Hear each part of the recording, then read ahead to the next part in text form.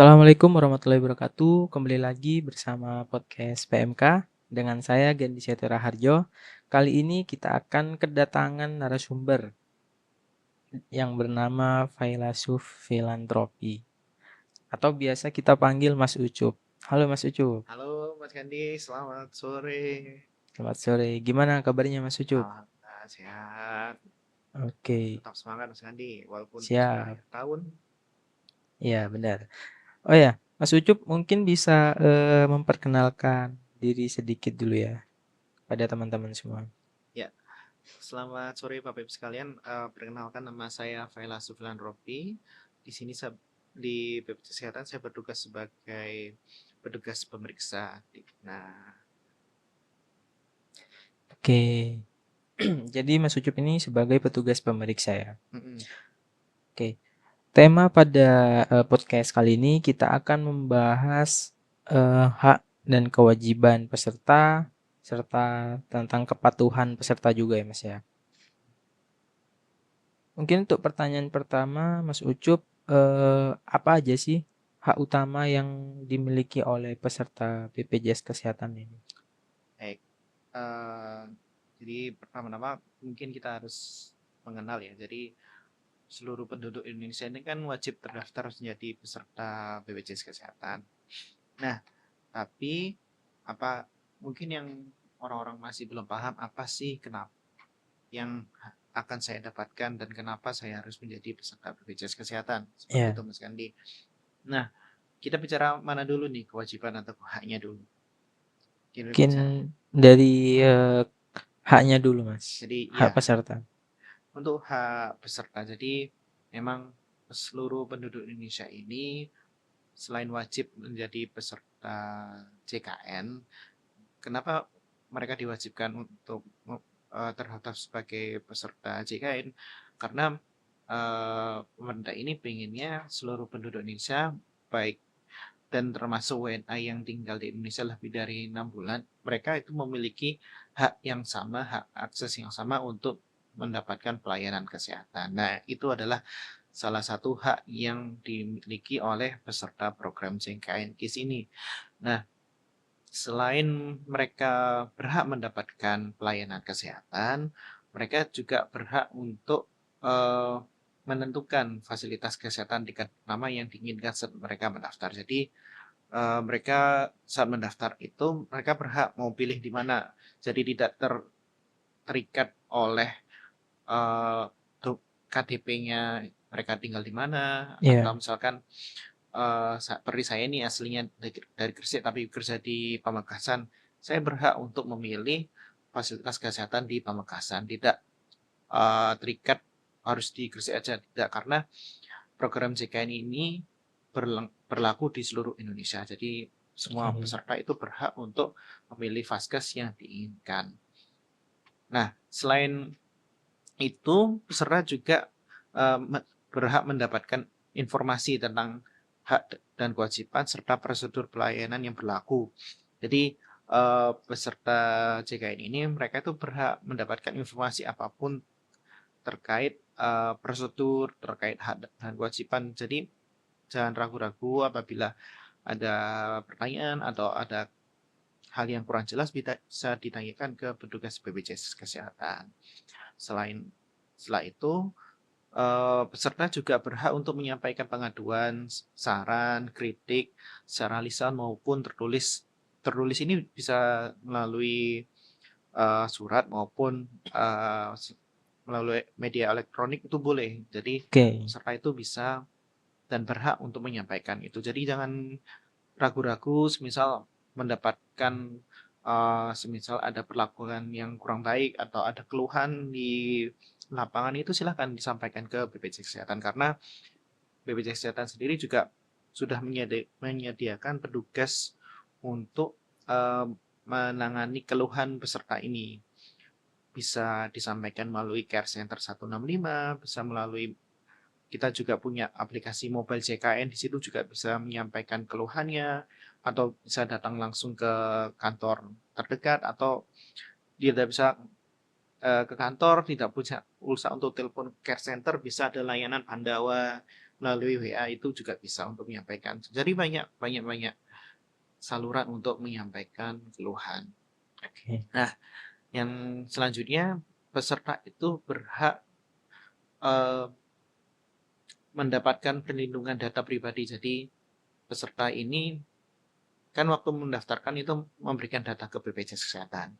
Nah, BPJS Kesehatan ini bertugas untuk melindungi data yang sudah diberikan oleh peserta ini jangan sampai diserahkan ke orang yang tidak berhak. Oke, berarti aman lah ya Insya datanya Allah ya. aman. Jadi Oke. data itu benar-benar dipastikan secure. Kalaupun kami harus menyampaikan data kepada pihak eksternal, itu biasanya datanya selalu dimasking. Jadi ada istilah dimasking itu istilahnya ada yang data yang disembunyikan. Jadi misal nomor NIK-nya itu ada yang ditutupi, misalkan 352 XXXXX sekian. Nah, itu yang kami berikan ke eksternal. Tuh. Itu hak-hak dari Oke. pesertanya. Jadi Lumayan banyak ya hak-hak pesertanya ini ya. ya banyak sekali. Oke, tadi kan hak sebagai peserta nih Mas. Kalau untuk kewajiban peserta sendiri dalam eh, mengikuti program JKN ini gimana Mas? Jadi ya memang untuk memperoleh hak ini kan tentunya harus ada kewajiban yang dipenuhi terlebih dahulu kan Mas Gandhi. Iya, Tidak akan ada hak apabila kewajiban belum terlaksana. Jadi ada beberapa kewajiban yang wajib dipatuhi oleh peserta program JKN ini Mas kan. Pertama, ini mereka wajib mendaftarkan diri. Daftarkan dirinya dan anggota keluarganya menjadi peserta JKN KIS serta memberikan data yang benar dan lengkap. oke, Jadi peserta itu saat mendaftarkan dirinya ke BPJS Kesehatan itu wajib memberikan data yang benar dan lengkap, baik oke, itu alamat, nomor telepon, email, semisal itu yang mereka mendaftarkan jadi peserta yang didaftarkan oleh perusahaan. Perusahaan ini juga wajib untuk menyampaikan data yang benar dan lengkap seperti data gajinya juga itu harus sesuai karena oke. Berarti harus lengkap gitu ya, harus ya detail ya. orang berpengaruh ke besaran iurannya. Yang kedua, mereka wajib melaporkan apabila ada perubahan data diri dan anggota keluarganya. Semisal nomor handphonenya ganti, itu mereka Oke, tetap wajib lapor ke kita, email atau alamat itu karena berkaitan semisal untuk korespondensi kalau kami ingin menghubungi peserta itu kan iya. eh, tentunya harus sesuai datanya atau dan alamat dan email nomor HP ini juga berpengaruh ke eh, saat mereka mau mengakses aplikasi mobile JKN ini kan harus sama. Jangan sampai data yang terdaftar di BPJS Kesehatan dan data yang dimiliki oleh pesertanya berbeda. Nah, kalau misalkan peserta itu nggak punya HP itu gimana Mas? Misalkan kayak orang-orang di pelosok Oh nggak iya, punya HP dan email itu gimana? jadi kalau insya Allah sekarang kan perkembangan teknologi ini sudah semakin luas ya Mas. Ya, Jadi mungkin di satu kakak itu ada anggota keluarga yang lain yang memiliki nomor HP yang bisa dihubungi, ada WA-nya, oh, berarti itu pakai yang itu. bisa berlaku untuk satu keluarga. Oke, Jadi misal ada satu kakak itu isinya orang tua dan anak, yaitu si pihak pesertanya bisa mendaftarkan nomor anaknya ke apa ke pesertanya yang bersangkutan oh, atau misal di kakak itu cuma ada satu orang kakek ya, terus dia karena kan tidak ada family bisa mendaftarkan family atau anak yang masih berhubungan misalkan anaknya atau oh, berarti bisa saudaranya ya yang Mas ya. masih bisa yang penting ada nomor HP yang bisa kita hubungi seperti itu. Oke, Selain itu eh, peserta ini setelah mendaftar mereka juga wajib untuk membayarkan iuran setiap bulannya sebelum tanggal 10. Jadi oke, agar program JKN ini tetap sustain, tetap berlanjut, maka peserta ini juga harus berkontribusi untuk eh, membantu, saling bantu ya, dan dengan membayar membayarkan iuran. iurannya. Jadi walaupun nanti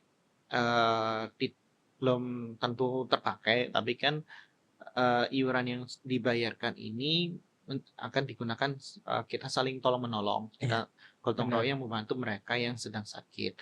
Selain itu, selain untuk membantu yang mereka yang sedang sakit, iuran yang dibayarkan oleh peserta ini juga digunakan untuk membayarkan biaya kapitasi. Kapitasi itu eh, biaya istilahnya kalau saya sering gunakan itu istilah jatah berobat ya. Oke. Jadi jatah berobat kita di fasilitas kesehatan tempat kita terdaftar di mana. Jadi misal saya terdaftarnya di puskesmas, maka BPJS Kesehatan ini setiap bulan akan membayarkan nominal tertentu itu untuk dibayarkan ke puskesmas. Jadi Oh, saat saya sakit atau tidak sakit, mereka tetap dibayar. oke. Kalau saya butuh, maka saya bisa menggunakan jatah berobat saya. Kalau saya tidak butuh ya nggak apa-apa, tapi puskesmas tetap Tetap terbayarkan, menerima tetap itu ya, menerima besaran kapitasinya kapitasi. itu Ya. yang akan digunakan mereka untuk eh, mensubsidi atau menjalankan operasional untuk mengobati pasien yang lain seperti itu. Oke. Jadi kalau ada yang bilang buat apa saya bayar toh tidak dipakai, eh, itu tentunya kan apa ya itu sebuah hal yang egois. Jadi karena walaupun tidak dipakai uang yang kita bayarkan iuran setiap bulan itu terus kita gunakan untuk digunakan oleh BPJS Kesehatan untuk memberikan manfaat ke orang lain dan juga untuk dirinya sendiri apabila yang bersangkutan sakit dan butuh penanganan di fasilitas kesehatan. Ya. Jadi seperti itu. Karena kan prinsipnya program JKN ini gotong royong seperti Ya. Mas Gandhi. Nah, untuk kewajiban selanjutnya, eh, peserta ini juga wajib menjaga identitas peserta agar tidak hilang, rusak, atau dimanfaatkan orang yang tidak berhak. Nah, ini yang harus dipahami oleh masyarakat Indonesia. Memang masyarakat Indonesia itu orangnya baik-baik ya. Jadi Ya. terkadang ada tetangganya yang sakit, terus ternyata belum punya jaminan kesehatan ini Pinjamkan gitu. akhirnya dipinjamkan. Nah, ini yang tidak boleh karena orang itu tidak berhak mendapatkan manfaat. Apabila mau membantu, mungkin bisa diikutkan ke program, misal daerahnya ada program UHC, ya itu mungkin bisa Oke. dibantu untuk mendaftarkan agar bisa mendapatkan manfaat. Atau yang bersangkutan mau membiayai orang lain itu juga boleh apabila punya rezeki lebih. Berarti Itu kasus kayak gini nih banyak ya Mas, yang em, dipinjamkan gitu, pernah khususnya ada daerah kejadian Madura. apa? Khususnya daerah Madura sini. Ya, pernah ada Pernah kejadian ya? itu dipinjamkan. Nah, ini amit-amit saat kita minjamkan ke orang lain, ternyata orang lain itu meninggal. Maka yang dinonaktifkan itu ke pesertanya kita. Oh, Jadi semisal oke. Pak A meminjamkan kepada Pak B kartunya. Nah, dilala kok qadarullah Pak B ini meninggal di rumah sakit. Ya nomor kepesertanya Pak A ini tentunya kita dinonaktifkan oleh rumah sakit karena eh, datanya menyatakan bahwa Pak ini Sudah Pak meninggal ya? meninggal di Iya rumah ya. sakit, padahal yang meninggal di rumah sakit itu Pak B. Nah, Oke, oke. apabila si A ini mau mengaktifkan kembali, nah ini akan muncul denda. Oh, ada Misal, dendanya berarti ya? iya harus ada pengembalian dana seperti itu. Nah, akan panjang urusannya karena ada kaitannya dengan pidana gitu. Oke. Seperti itu. Jadi mohon agar masyarakat di Pulau Madura dan seluruh Indonesia ini jangan sekali-kali meminjamkan kartunya ke orang lain karena apabila ada terjadi hal-hal yang seperti itu nanti kita akan repot sendiri seperti itu dan bisa panjang urusannya. Nah, Oke, siap. ini untuk kewajiban selanjutnya yaitu peserta itu wajib menaati prosedur dan ketentuan untuk memperoleh manfaat pelayanan kesehatan yang telah ditetapkan. Jadi kan mereka punya hak untuk mendapatkan uh, pelayanan kesehatan. Ya, mereka punya hak itu, tapi ada kewajiban yang harus ditaati, yaitu Ya, ada prosedur yang harus ditaati seperti semisal rujukan berjenjang, tidak bisa langsung ke rumah sakit. Kalaupun oke. mau ke rumah sakit itu kasus kasus tertentu yang mereka bisa masuk ke UGD dan itu pun nanti di saat mereka masuk ke UGD apabila pihak rumah sakit menyatakan si pasien ini kasusnya bukan kasus gawat darurat, maka tidak bisa di-cover. Seperti itu. Jadi tetap mohon bisa sesuai prosedur fasilitas kesehatan tingkat pertama.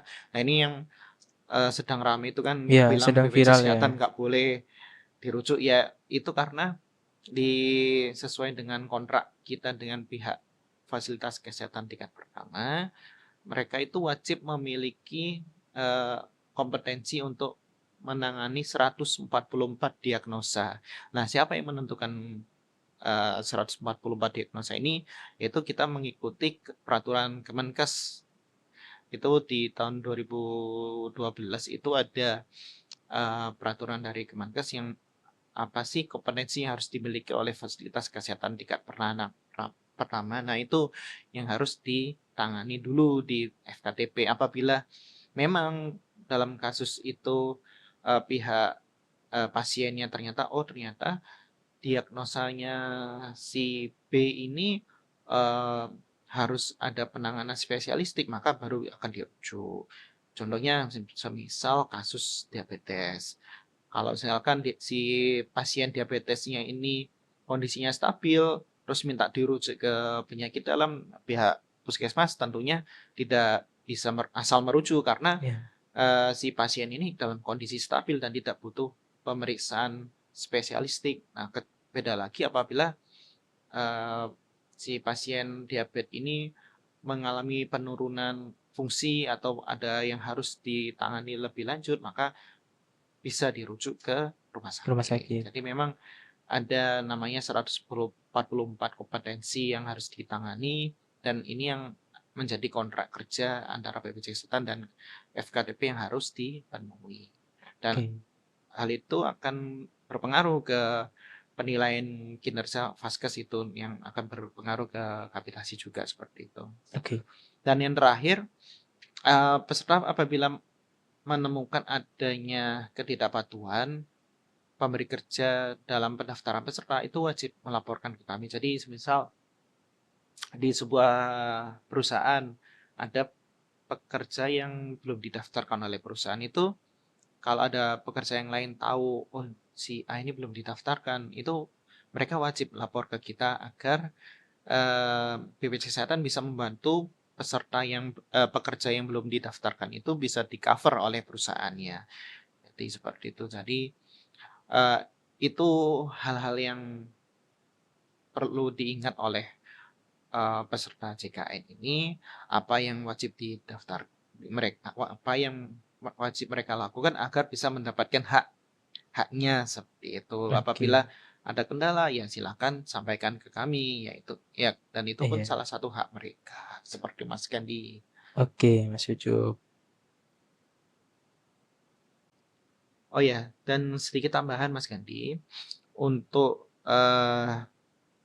terkait kewajiban yang harus dipenuhi oleh peserta ini, tentunya ada sanksi-sanksi yang mengikuti, ada yang sanksi yang melekat. Contohnya untuk kewajiban pendaftaran dan penyampaian data ini apabila tidak dipenuhi, maka BPJS Kesehatan melalui petugas pemeriksanya bisa mengenakan sanksi kepada perusahaan. Contohnya Oke. seperti itu. Apabila ada perusahaan yang belum mendaftarkan pekerjanya dan tidak menyampaikan data yang sebenarnya, petugas pemeriksa BPJS Kesehatan ini bisa memberikan sanksi administratif kepada perusahaan yang belum mematuhi kewajibannya. Bagaimana dengan peserta mandiri yang bukan ikut perusahaan? Sanksinya bukan diberikan oleh petugas pemeriksa, tapi melalui sanksi administratif yang bekerjasama dengan lembaga terkait, contohnya dengan kepolisian. Di kepolisian ini kan juga sudah diwajibkan kepesertaan JKN aktif untuk pengurusan SIM SIM, dan SKCK. SKCK gitu Nah, ya. ini kan salah satu bentuk sanksi administratif apabila peserta tidak mematuhi kewajiban pendaftaran dan penyampaian data. Selain itu juga ada untuk pembayaran iuran ini ada sanksi juga kepada pemberi kerja apabila yang bersangkutan tidak membayarkan iuran pekerjanya, itu ada sanksi pidananya. sebanyak 8 tahun atau denda 1 miliar. Wow. Nah, bagaimana dengan yang peserta mandiri ya? Untuk peserta mandiri sampai saat ini belum ada aturan mengatur sanksi pidana kepada peserta mandiri, tapi sanksinya berupa administratif, yaitu tidak bisa mendapatkan pelayanan kesehatan apabila mereka belum melunasi tunggakan iurannya.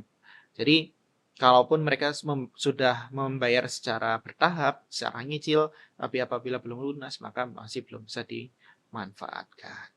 Nah, untuk Oke. kewajiban yang tadi menjaga identitas, yaitu tadi ada sanksi berupa nanti akan diminta untuk pengembalian dana seperti itu. Iya. Dan nah itu mungkin sanksi-sanksi yang bisa saya sampaikan. Jadi hak dan kewajiban ini kan saling berkaitan. Apabila kewajibannya belum dilaksanakan, maka ada sanksi yang melekat. Apabila kewajibannya sudah dilaksanakan, maka mereka berhak untuk mendapatkan hak-haknya. Apabila nanti di kenyataannya ada kendala saat peserta belum untuk mendapatkan haknya, maka peserta juga bisa menyampaikan keluhan dan Pengaduan bisa gitu ya. gangguan dan mereka berhak untuk mendapatkan bantuan dari BPJS untuk Oke. mendapatkan haknya, seperti itu sih Mas. Jadi Oke. kita saling kolaborasi aja. Apabila ada yang ingin ada kendala, silakan disampaikan ke kami, tapi kewajibannya itu juga wajib untuk dilakukan oleh peserta, seperti itu Mas Kandi. Oke, Mas Ucup. Ternyata banyak sekali nih ya Mas Ucup ya, Hmm. hak-hak yang akan didapatkan oleh peserta program JKN ini ya. Tentu juga harus memenuhi kewajiban sebagai peserta juga ya Mas Ucup ya. Hmm. Oke, mungkin cukup seperti itu aja ya Mas Ucup ya. Nanti kita next diskusi lagi tentang Siap. peserta program JKN ini. Baik. Semoga informasi yang disampaikan oleh Mas Ucup tadi bisa bermanfaat bagi peserta program JKN khususnya di Madura. Sekian dari saya. Assalamualaikum warahmatullahi wabarakatuh. Waalaikumsalam.